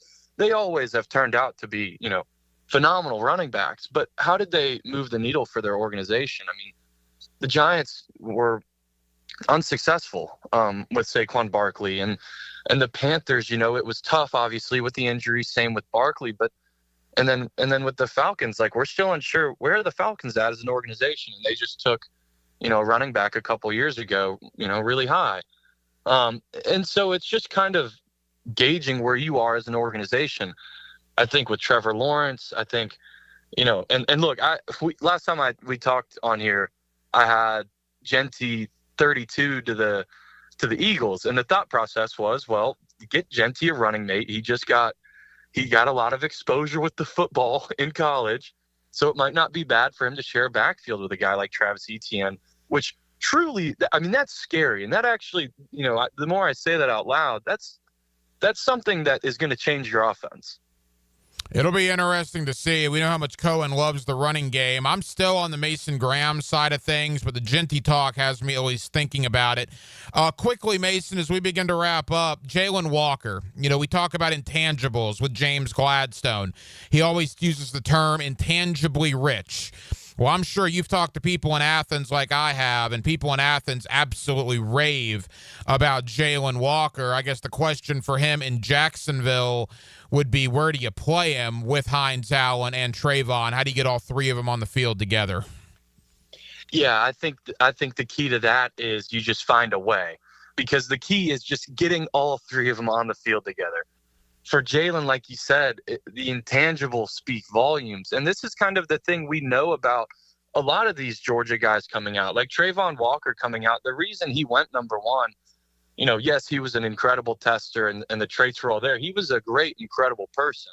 He's a high character guy. And it's the same thing with Jalen Walker. And I think that's really what's carried him past these two worlds of thought, which is, okay, sometimes you watch Jalen Walker and he's, the frame isn't exactly what you want. He's kind of a tweener. Like, how much do we think he can play on the line of scrimmage on a play-to-play basis? And then there's the other thought process where I look at a guy like Abdul Carter, who they essentially play a similar role just in different defenses. And I go, what's really going to be different about this? Now, I'm not saying he's Abdul Carter, but you're really talking about a similar impact from a production profile to, like you said, intangibles from a leadership standpoint. So I really think, at first I thought about it and I thought that the top 10 stuff was a little rich, but then you really kind of get down to it. And it's the same conversation we had with Graham. You just know what you're getting. This is a guy that you play him wherever you want on the field. I think he can be a stack backer. I think he can play on the edge. I think it's, if your defensive coordinator can't find a place to put Jalen Walker, he probably shouldn't be your defensive coordinator. Final moments with Mason Johnstone of the Draft Network. Mason, I want to talk about the website and the coverage you guys will have in the days here leading up to the draft. Final thought. In a hypothetical world, I think you and I are probably on the same page that if you give me Walker, Genty, Graham, I give somebody else the field, I'm going to feel pretty good that one of my three guys is going to be picked at number 5 if Jacksonville stays in that spot. But in this scenario, let's say for whatever reason it's not one of those three. Who would the next most likely guy be? Would it be a Tyler Warren? Would it be an Armand Mimbo, a Kelvin Banks, maybe, a Tet McMillan? Can you see any other conceivable scenario where somebody not named Walker, Graham, or Genty goes at number 5? Yeah, I really think Tyler Warren, and it's more so, to me, Tyler Warren in this class is the ultimate spark plug prospect. He's the ultimate reliever, for struggling teams. I really see a guy that, we talked about it earlier on this call, like that gray area where maybe, the athletic testing is this and whatever, and you obviously see the production, but it's just that emotion you get when you watch him on film and you watch him on TV, like you watch him in person. It doesn't take a scout to know he's special. And so that's a guy that if I'm sitting there at 5, that's the other acceptable pick to me.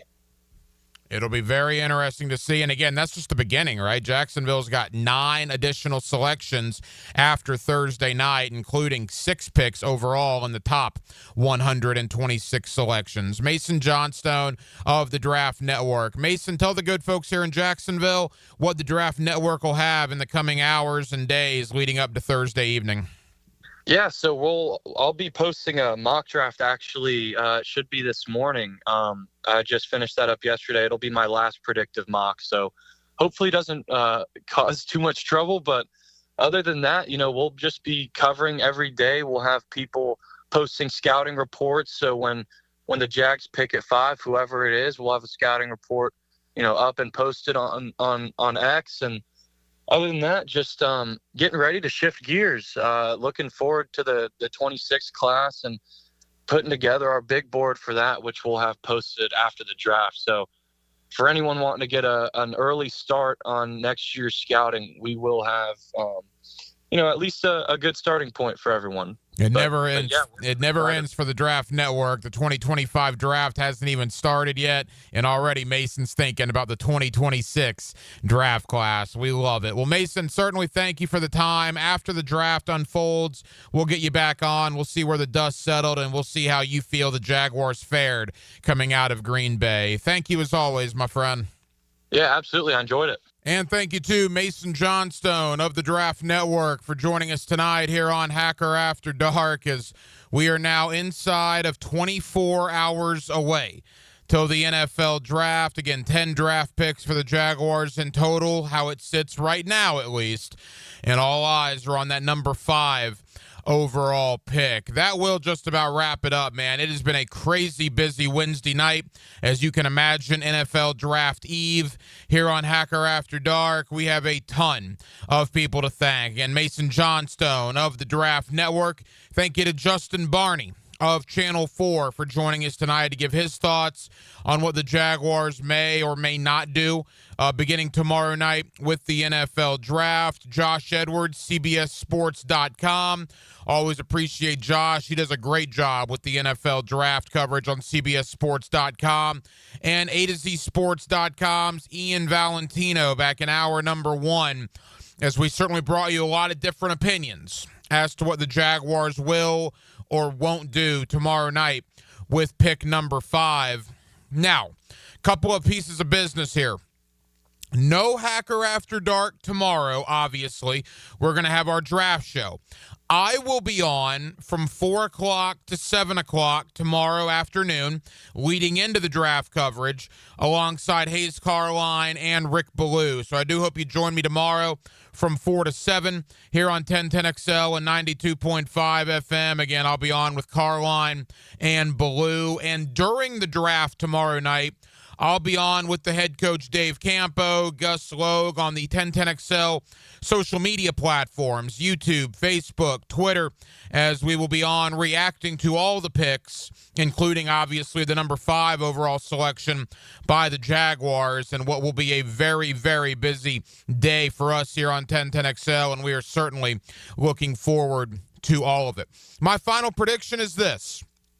I was Mason Graham, boy, a large majority of the time, but I'm smart enough to read the tea leaves. It appears it is not Mason Graham, at least right now. I don't think they take Ashton Genty. I don't. I would like them to. I would be intrigued by it. I don't think that's the direction it goes. I think there's a trade back scenario, and if there is not a trade back scenario, if they stay at 5, I'm kind of leading either Kelvin Banks or Ted McMillan, to be honest. We'll see what happens, but that's